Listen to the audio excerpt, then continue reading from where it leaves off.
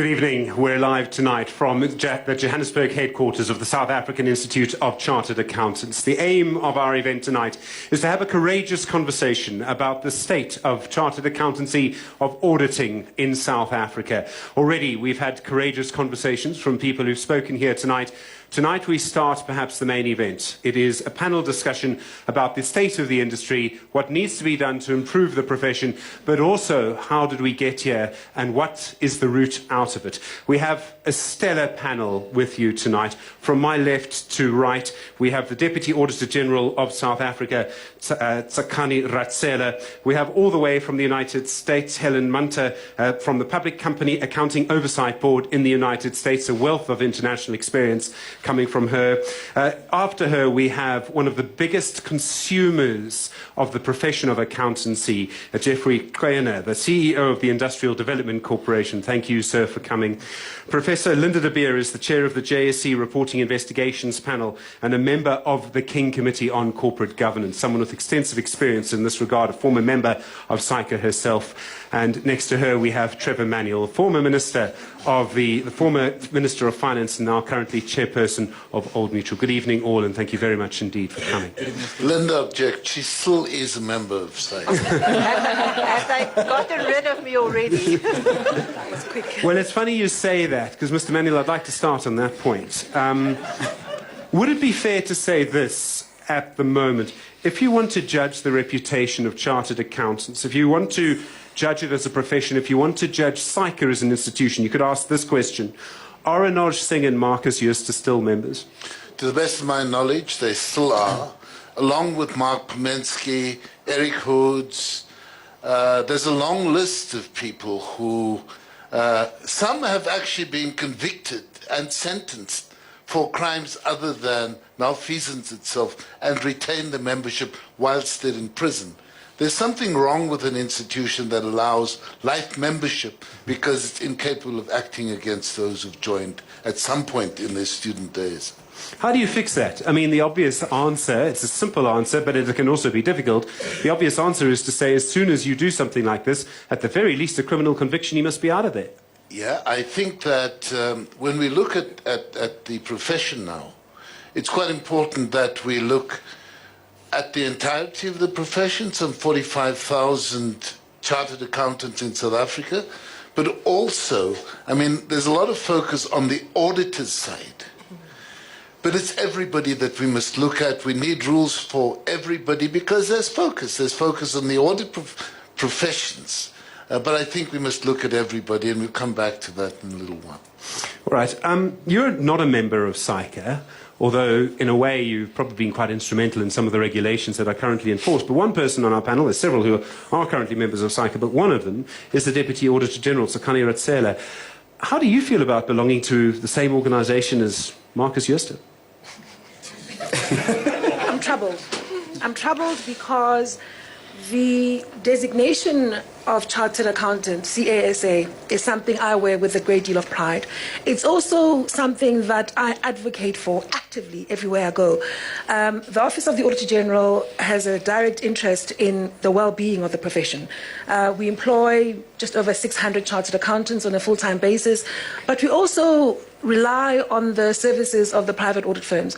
So we have a direct interest in an audit profession, in a qualification that remains sound, that holds dear the confidence that the public must have in it.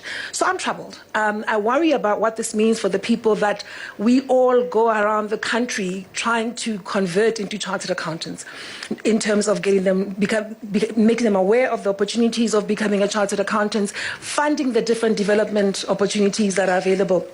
Government actually spends a great deal of money supporting the profession in its development projects. So I am troubled that our profession could betray the confidence that government would put in it, could betray the wishes, the dreams, the aspirations of young people who want to be chartered accountants. IRBA, the regulatory body, did a research paper about a year ago about with aspiring accountants and young accountants, and a key question to them was, why would you want to be in this profession? And many of them came back and said, actually, they like the nobility associated with the profession. Not the financial rewards, not the influence it carries, not the opportunity for career progression, the nobility of the profession. And when we do these things, we start to taint that, we lose that, we give it up. And what do we leave for these young people that are joining our profession? So I am troubled. I mean, one of the problems seems to be, as I can see it, I mean, if you just Google, you know, Anoj Singh, SAICA, all you get are sort of comments that seem defensive. That means then that the public perception of SAICA becomes one that is, it's a defensive organization. There's a lack of assertiveness. I mean, do you think the organization you belong to needs to be more assertive? It needs to grasp this particular nettle? Absolutely. I think that our entire profession, I think that SAICA, I think that ERBA, I think all of us must guard with our lives, if we need to, this designation, because it's less about individuals and more about our country. The interest that the public has in the work that we do is phenomenal. The confidence that they must attach to the work that we do is important if we are to sustain our country, if we are to have an economy where investors have the confidence that they require to invest, if we are to have a thriving private and public sector. So I think it's critical that SAICA and everybody, all the players in the profession need to actively defend this profession and not engage in a defensive posture that says, well, you know, not us, but own the problem, account for the problem, take responsibility for the problem, and actively engage in addressing it decisively. So when we take too long and people are sitting in jail convicted and they remain CA's SA, I don't know what I say to young people at university. I don't know what I say to the trainees I have to interact with every single day. I'm not sure how to convince South Africans about the merits of trusting the work that we do. Helen Munter, you have a wealth of experience from the United States through your work in the Public Company Accounting Oversight Board. And I imagine, I mean, nowadays, if you walk into a building like this one and say the word Gupta, there's a sort of shiver. Enron had the same impact on your profession in the United States. I imagine it still does for some people. There's a little bit of post-traumatic stress disorder for some of them. How difficult was it to change, basically, to change the face of accountancy, to change everything? Changing takes time, takes commitment, and takes restoring trust is never easy. I'm a CPA and a former regulator. When I was a regulator, I never said I was a former CPA. And I think that that is very important. The personal and professional attachment that we all feel towards that title isn't something that we will ever walk away from. We've invested a lot. Firms have invested hugely in making improvements in their own system of quality control. Companies have invested hugely in creating an ecosystem that can help support a good quality audit, and I think that that is necessary. It's not just the work of the auditors, it's the work of companies, and it is the work of management. All chartered accountants working in companies, CPAs working in companies are truly the first line of defense, and they are what most people deal with when they interact with a chartered accountant, certainly in this context.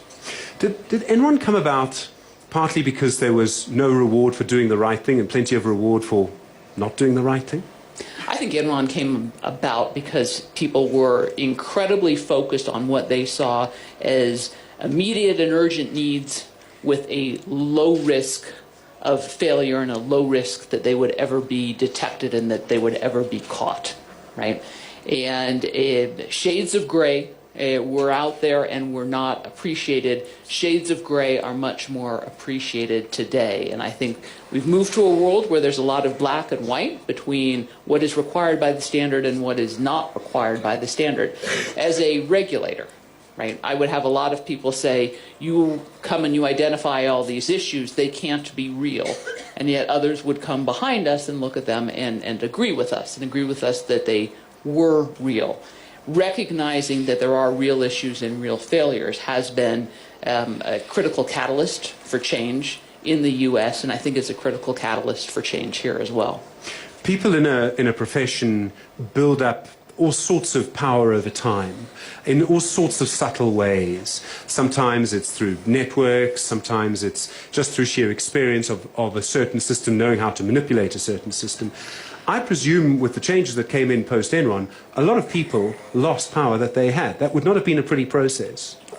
A lot of people lost power that they had, and a lot of people gained power that they might have never expected to have gained, right? It came in vogue to be a strong accountant. It came in vogue to be a strong auditor. The quality group, the quality networks at firms increased their pro rata compensation, right? And that is something that sales as being a measure of success, your ability to sell and make money, it's a business, right? That's still there.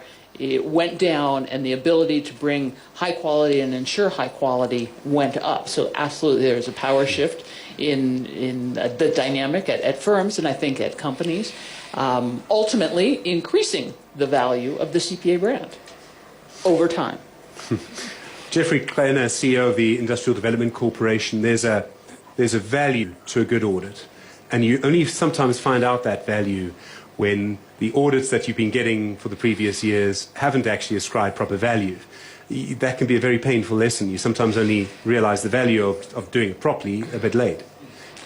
Indeed, thanks, Stephen. You started with Steinhoff. So I went to see a cardiologist. And because I thought I had a condition. But I left there very worried because I realized he had shares in Steinhoff. Sure. So when I was there, he was preoccupied with the shares. And as soon as he discovered it was a CA, he kept on asking me questions and all of that. And here in this room, in that particular room, we had a top professional in the accounting firm and in the medical space. But we're all talking about what I'm not there for. So now I'm looking at ordinary people whom ourselves as IDC, because we invest in a number of companies, we rely on these audit reports for us to make that determination on whether we should invest in those. But as it said, it's not only the auditors, but those CAs who are actually preparing those financial statements to say, what is it? Are they taking any responsibility as far as that? I mean, I think Linda has spoken about the role of SAICA, but I also say us as CAs. What are we saying? What is our role? When we see one of our counterparts not doing the right thing, are we condoning that? It was a moment for me to actually reflect, because I've actually, qualified in '93. It's a long time ago. I think there was very few statements. But I've been critical to say, what role have I played to have allowed this? And I think it's a moment for all of us to reflect, to say, well and good, we have SAICA, but it's us. At the end of the day, we can have all the rules. But if we don't take that responsibility, then those rules will be irrelevant. Do you get it? Certainly tonight, the conversations we've had, the courageous conversations we've had here at SAICA, you get a sense of and I'm obviously an outsider to this profession, but you get a sense of a profession that is beginning to grapple with the problem. Everyone has spoken tonight with quite a lot of passion about how deeply they feel it. Have you been getting a lot less sleep over the last year than you used to before because of what we've seen? Does it make you question some of the decisions you get to make? Does it make you think again about the decisions you have to make about what you invest in, what you get out of? Indeed, Stephen. It does make. We, as a development finance institution, by our nature, we take relatively higher risk. But I base that on some historical information. So I reflect to say, what I based on, was it real, or was it not just real? And I have to account, I've got lenders, and one of the requirements the lenders have is that one of the auditors must be in the Big Four. Then I reflect, do I still trust the Big Four as I should? But also, we insist that you should have a CA as your financial, at least the CFO. But are we having those CFOs that can be trusted? So I am indeed spending a little bit more sleepless nights than I have. But the fact that SAICA has actually had this conversation, it's encouraging for me to say, here is this association that says, here we are, we open up, let's find solutions. That's a good start. But as Linda said, maybe we should have done that 10 years ago. Well, Professor Linda de Beer, it would be my analysis that the Gupta family would not have been able to do what they did if there hadn't already been a political culture that was in some part vulnerable to corruption. for various reasons. Does it hold then that this profession would not have been as vulnerable to what happened last year? You know, it wouldn't have been as easy for some people to take advantage of it if it hadn't already been vulnerable to that kind of issue. I do think the moral fibre or lack thereof of society out there must have an influence on all of us. And I think the reality is, I spoke about risk earlier on. People, you know, we start taking risks as executives, as auditors, as chairman of audit committees or whatever, and as we get away with it, we take on more and more risk, and everybody else is doing that. I don't think in a profession we have the luxury of using that as an excuse, because we sign up to be professionals and we sign up to serve the public interest. And I'm not just talking about auditors, I'm talking about CAs, and I thought it was very interesting what Tsakani said about people, the youngsters that want to do it because of the honor, the role, the contribution that they play. I don't think we can, yes, it's a reality that we live in, but you just need one person to stand up, and I've certainly had those experiences that where you have a person that stand up and say, I don't agree with this, I think this is wrong. Suddenly, everybody else gets the courage to do that as well. So, yes, you know, maybe if we were in a different environment, politically and so on, it would have been different, but maybe if one person stood up much earlier to say, I'm a CA, I'm an auditor, I'm an FD, I will not stand for this. Maybe he would have or she would have taken people with them to do the right thing. I will open this up to anyone else on the panel who would like to answer, but I would like to ask you first, Prof. Why do you think that didn't happen? I mean, people who work in this profession, they know what's right ethically, or they should. They've been taught. They've been educated in it. Many of them, you know, might come from middle-class backgrounds. That inoculates them to a certain extent. I mean, perhaps, but I mean, why do you think that no one did stand up and say, I'm not actually going to do this? Did they feel bound by something else? I think that's a very difficult question, and I think it all depends on, you know, there's so many different scenarios and different issues and different people. I think now where society has pushed us into we will not stand for this. I find, for example, the whole KPMG story very interesting, because before anybody has found anybody guilty, society made the call. And I think we live in a completely different world where social media and where the millennials that have a very different view on what's right and social justice and so on, where they think about things differently. So it's difficult to say why in a single reason or a single sentence. There can be very many reasons. I suspect where we are now with this huge pushback, and we want people to be ethical and we want people to work in the right way, if we have a similar one, in a way the answer would be different.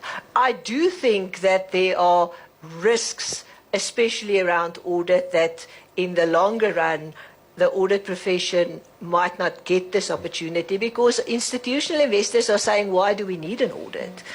So hopefully the next time the answer will be right, assuming there's a next time.